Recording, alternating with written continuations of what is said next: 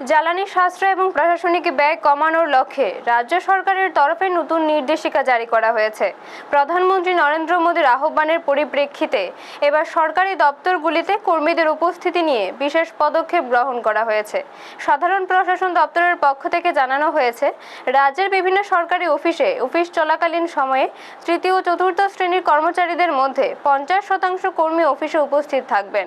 বাকি 50% কর্মচারী বাড়ি থেকে ওয়ার্ক ফ্রম হোমের মাধ্যমে দাপ্তরিক কাজ করবেন। এই ব্যবস্থা কার্যকর করতে সংশ্লিষ্ট দপ্তর প্রধানদের সাপ্তাহিক রোস্টার তৈরির নির্দেশ দেওয়া হয়েছে। প্রথম সপ্তাহে রোস্টার প্রস্তুতের ক্ষেত্রে যেসব কর্মচারী অফিসের কাছাকাছি এলাকায় বসবাস করেন তাদের অগ্রাধিকার দেওয়ার কথা বলা হয়েছে।